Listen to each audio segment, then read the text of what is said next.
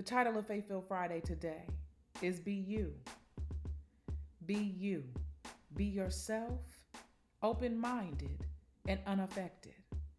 The reason why I tell you that is because oftentimes, especially in life right now, we chase after what other people are doing, or we try to copy what someone else is doing, or some people aren't happy internally within themselves, so they try to be something else that they really are not. But I'm here to encourage you to understand that you are wonderfully made by God. There is no mistake in how God made you. The way He made you up internally was ordained by Him, and He is perfect, and He made you perfect. Now, we are not perfect individuals because, yes, we all have sinned and come short of His glory. But what I want to tell you is that there is no mess up in you. That God did exactly what He wanted to do when He formed you in your mother's womb. So be you. And when I say that, I say it because I want people to begin to walk in their authenticity, to walk in their uniqueness, to walk as that head and not the tail, to walk as that person that thinks above and not beneath, to walk as that person who's walking in that kingdom mindset of royalty, understanding that you are a child of God. That nothing that this life has thrown your way or what you've gone through can take that away from you. Be yourself.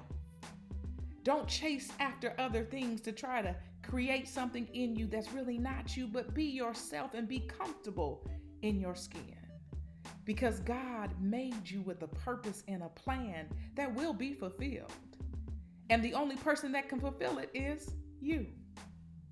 And the next one in my acronym of you is open-minded. And the reason why I say you have to be yourself, but then you have to be open-minded is because you have to be open to what God has for you. And if you're too busy not trying to be yourself or trying to chase someone else's dreams or purpose or fulfill other things that may not be in your line of sight, may not be in the will He has for you, then you can miss it because you've got your mind closed to what He's really trying to do. So be open-minded to what God wants for you. Ask God, God, what is it that you want for me? That only is for me, that only I can do, that only you've called me to do.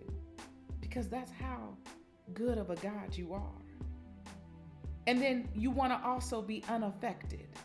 Because see, oftentimes people will not be themselves because they get affected or hurt by other people. Or they're nervous or they walk in fear of really authentically being themselves and being who God's called you to be. But I'm here to tell you to remain unaffected. Unaffected of what people say, unaffected of what people think, unaffected by what people do, unaffected by what you see. You remain unaffected and you remain in a state of being effective. That's what happens when you walk confidently in being who you are, who God called you to be.